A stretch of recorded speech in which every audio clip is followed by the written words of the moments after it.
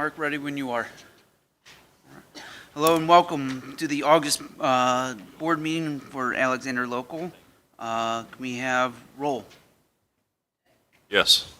Yes. Yes. Yes. Yes. Please stand for the Pledge of Allegiance. I pledge allegiance to the flag of the United States of America, and to the republic which stands one nation under God, indivisible, with justice for all. Thank you. I'll make a motion to adopt the agenda. Second. Roll. Yes. Yes. Aaron? Yes. Josh? Yes. Yes. We have reports and comments. Up first, superintendent's report. All right, I've got several things to talk about this evening. It's been, a lot's happened since we last talked. We're in the middle of the track project, and the first item on here is related to donations made by contractors involved with our project. Dresden Landscaping, they are the group that provided the sod. And the reason they're here for the donation section is that we were in a pickle related to the weather and the sod. We are running up against it, and if we didn't have some extra hands to get the sod laid down, there was a storm coming briefly after, and we needed extra hands, so we put out an all-call to our coaches, and we ended up getting several teams represented. Miss Lucy was there as well, and everyone pitched in and got all the sod down just in time. Now, Toby Waters is the owner of the company Dresden Landscaping. He said he'd never seen anything like that before. He had never seen people rally around to try to get something done, and I couldn't be more proud. It was just it was a wonderful scene. There were some things I put up on Facebook that you could see some of the work going on, but without the kids, we wouldn't have gotten it done. Having many young hands and backs helps when you're laying sod. So that was a big moment. So for that extra effort, because the landscaping company has something at stake in this too, because if he doesn't get the sod down, that reflects badly on him. He made a donation to the boosters for $1,650, which is a sizable donation, and we're very appreciative of that. The second is from G&M Construction, and they've been the lead contractor through this whole project. And G&M has been working with us. We've run into all sorts of unknown hurdles along the way. And Myron Goings has been the main contact. He's the general contractor. He has been wonderful to work with. He's been flexible, he's timely, and he gets after his guys when he has to get after his guys. And I appreciate that. He is doing his absolute best to make sure that we have a wonderful product in the end, and we will have a nice facility. Another gesture that was made was that he decided, we talked about putting a concrete pad in down from our boys' locker room to the track surface, because currently before they were walking on gravel. And so you would have gravel going into the locker room, and obviously if we were going from there to the track, we would have gravel going out onto the track. So we decided to put in a concrete path for the teams to walk down. He said, I'll get it. I'll pay for that, because this would have been an add-on. He also added a fence that's a 10-foot fence section so that we can bring in emergency equipment or other big equipment if necessary. And the total of that donation is around $5,000. And so we're appreciative of both. Shows a little bit of the relationships that we've had. I am down there about every day, and Brian McCullum is down there multiple times a day. And when you work with people that closely, you do build good relationships. So very appreciative of their generosity and the continued progress of the track. We're getting to the point where we're going to spray. Right now we're working through the little things, because the devil's in the details when you get to these projects. You know, electric here, electric there, why won't this fire up? What do we need to get this moving? working through all of those things, but we're asking a lot of questions. I got Brian on the job, so all of this is still moving forward. We're going ahead. Hopefully the weather is going to turn our way for Monday next week, because Monday next week is the beginning of spring, and that's going to take about 2 weeks for that to happen. It is a very involved process, so keep posted. I'll send some things out, and you're welcome to stop by and take a look. Change in the ARC hours. This is just a notice that we're going to be shifting our ARC hours. We've been able to do it, I think, from 5 to 7 here during the day in the summer. And we've had pretty good turnout.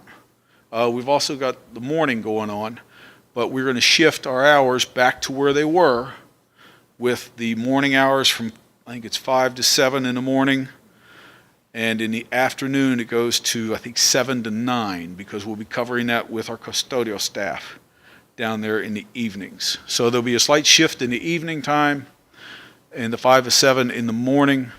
So we'll be back to that, and we'll keep that schedule until we get back to next summer. I'm not looking forward to already counting to next summer, but we'll send some things out and make sure people know. We've got some changes with pickup and drop-off procedures, and if you've paid any attention out front, we've added a gate. And one of the things that has been talked about at great length at the elementary level is people will come to pick up their kids, and they will arrive more than 2 hours before we dismiss. And so they will be congregating and milling around or just sitting in our parking lot for 2 or more hours each day. This causes a couple of things. One, it causes congestion, and two, when people start congregating around, we are still in school, and so the safety concerns involved with that, it just raises a lot of red flags. So we've installed a gate that we're going to open each day at 2. That is plenty of time for people to arrive, plenty of time for people to come in.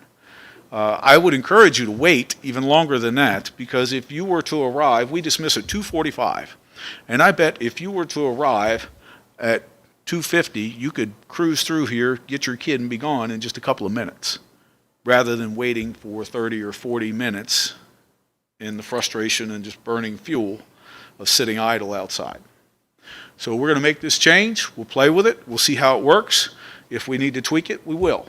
But Ms. Rouse and her staff have asked for something like this, and I think it's a good idea. Teacher shortage, it's real. We are blessed right now. We're blessed on a couple of fronts. People want to have their children here, okay, and that's reflected in our enrollment and in our open enrollment applications, which right now we have accepted all that we can accept. We are 20 kids higher than we were last year, and that's even with several denials of the open enrollment. But our teachers and staff, we're fully staffed. There are multiple districts in our area right now that still have openings. And we are fortunate. I think people want to be here. I think they want to be a part of this team. And that speaks to our staffing levels at the time. So we were able to fill our last position, and that was, last week? So we are fully staffed. There are deadlines in teachers' contracts, and this started to show the first time that I've ever been turned down from districts to hire teachers. We attempted to hire 2 teachers after July 10th. And July 10th is kind of a drop-dead time for teachers to leave their current district and go to another district. Now, oftentimes you allow that to happen because a teacher, if you have someone on staff who really doesn't want to be there, you try to honor that wish. But the staffing shortage is such a real thing, many districts have shut that off, and us included, in allowing people out of their contracts. It puts you at such a disadvantage, you don't know if you're going to fill that hole. So we ran into 2 situations. We offered positions to people, and they were denied leaving their district. So I'm good that we are fully staffed. The electric buses, this is something that we're working with Rural Action. Rural Action is seeking a federal grant to get electric buses started, and the tipping point was 30 buses. Obviously, we are not going to buy 30 buses or be a part of 30 electric buses, but a collection of districts came together and they achieved that number. Athens was in it. I think Meigs was in it until just recently. They backed out, so they were in for 2 buses, and now they're short 2 buses, so we're less than 30. But it's something that we're looking at. Because we decided to be a part of the first steps of this doesn't mean we're committed to move forward, but there's a lot of financial backing in this. The electric buses are $300,000 buses. The infrastructure that goes in is tens of thousands of dollars. Much of that was written into the grant. Our costs would be minimal. Now, but we also talked about, at least with Dan Phillips, some of the impact maybe on our roads, because we're dealing with a lot of township roads. The electric buses are significantly heavier than your traditional diesel bus. So right now it's a cautious exploration. We're part of this. We're going to see how it plays out. We are by no means committed to moving forward. But if it breaks our way and we can have that opportunity, we'll talk about whether we go further. I'm just guessing that we were in for 2 buses as well, like Mug. We were in for 2. Okay. I didn't want to go any further than 2. That's plenty of commitment on my end. Mm-hmm. It's not a commitment, yes. That would be enough for us to put a toe in the water. Let's see where it goes. Yeah. Like, if you don't mind, I have a go back to ask a couple, or just Sure. bring up some. The track update, one of the things that I'm curious about your thoughts, are there any opportunities for us to look into sponsorships or naming rights or larger donation kind of money that a new facility down there gets us a good opportunity to try to draw people in that regard? I think that's all part of the process. We can start looking at what opportunities do exist there because we are going to have a wonderful facility. Mind you, this is the updates and the changes that need to be made can't all happen in a moment. There are several things down there that still need to be addressed. Part of the details, this needs painted, the press box, okay? The press box, we've got all this other material that's polished and looks really nice to a press box. It needs a freshening, whether it's paint or some other little upgrades, things to just clean up. But that is a part of that as well. And maybe exploring what those funds are intended for. That could go along with it. And speaking of, should be on the agenda later on, but Miss Lucas is out here, and we've already had many of those conversations, and we're just at the beginning of that. So, lots happening. That track's been a big job.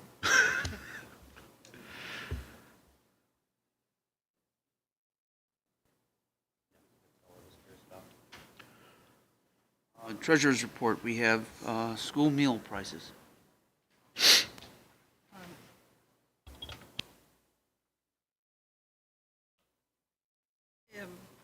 The school lunch prices are listed in the consent agenda. I did not change those. I don't know if you guys are interested in changing them, but the projection from the nutrition group says that it will cover the costs, so. I did leave breakfast at 0. That does obligate us to pay for that, which would be around $48,000. We paid for it last year. Yes, correct. We paid for that for breakfast for everyone last year. So I just wanted to note that out since it's in the consent. If you want to pull it out, we could pull it out and vote on it separately, or if you're good with it. Just wanted to note those. The ahead. paying for breakfast, you said, how much was that? $48,000. Okay, and we talked a little bit about what it would cost, just out of curiosity, what it would cost for lunch if we paid for all the lunch. And I can't recall the number, but It's projected like $210,000. Yeah. So, yeah. Well, I don't think that's viable right now, but I mean, the breakfast is a good start. Yeah, In more ways than one. there you go. I think what I'll pull it out and see if anybody has discussion for that, and we'll just do it You that wanna way. pull it out? Pull it Okay. out and leave it for discussion there. Okay, All right? thanks.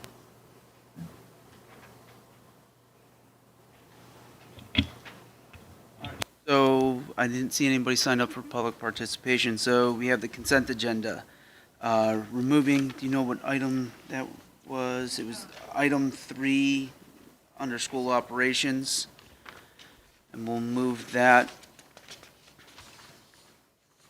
over to C for items for board approval.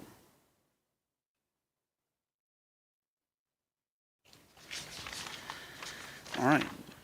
So I'll make the motion for all except for school operations, item 3, to accept the consent agenda. Seconded. Roll. Jay? Yes. Lucy? Yes. Aaron? Yes. Josh? Yes. Yes. Okay. Items for board approval. Item A, it's recommended the Board of Education approve the after-the-fact invoice for Athens County Sheriff Office in the amount of $7,507.39. So moved. Second. Discussion. Roll. Jay? Yes. Lucy? Yes. Aaron? Yes. Josh? Yes. Yes.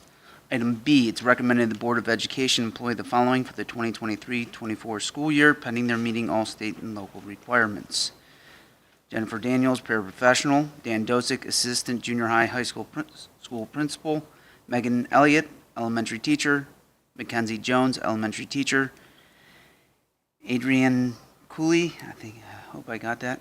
High school teacher. Natalie Lucas, athletic director. Allison Stewart, elementary teacher. Moved. Discussion. Seconded. As I always ask, any of these new positions, or these are all replacements? These are all replacements. Roll. Jay? Yes. Lucy? Yes. Aaron? Yes. Josh? Yes. Blake? Yes, and welcome to the new and some of the shuffling. Good luck. So now we have item C, to approve the following prices for federal and state reimbursement, school lunch and breakfast for the 2023 school year. It further authorizes the food service director to adjust non-reimbursable meal item prices as determined to be necessary with approval of the superintendent.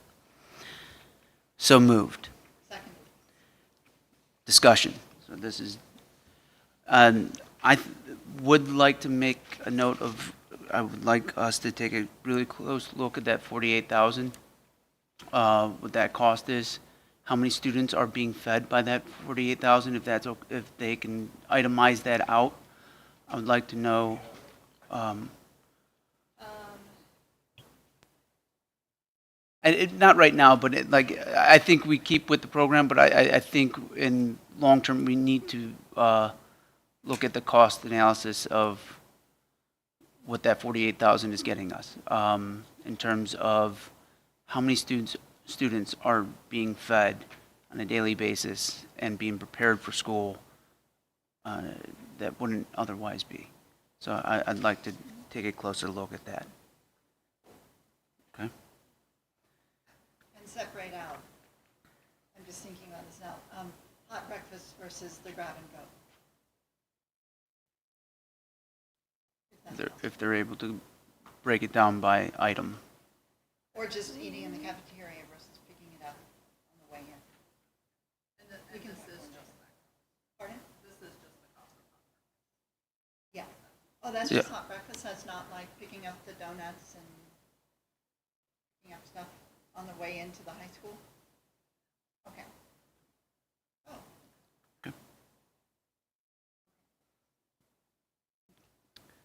Roll. Okay. Yes. Yes. Yes. Yes. Yes. Business initiated by board members. Board reports. Just quickly, not anything initiated, just everything's still good. Levy deadline was today, right? So 2 thumbs up for everything's good for November. We're good. Okay, thank you. We're good to go. I didn't see any public participation, so our next scheduled meeting is September 6th, which is a week before, earlier than normal, so that would be the first Wednesday, as opposed to the second Wednesday. Earlier. Everybody's That's what we good? talked about. Either or. And I think we settled on the 6th, is that it? Yes. Yeah. Yeah. I'll make a motion for adjournment. So moved. Second. Second, Roll. I'm adjourned. Lucy? Yes. Aaron? Yes. Josh? Yes. Blake? Yes, thank you.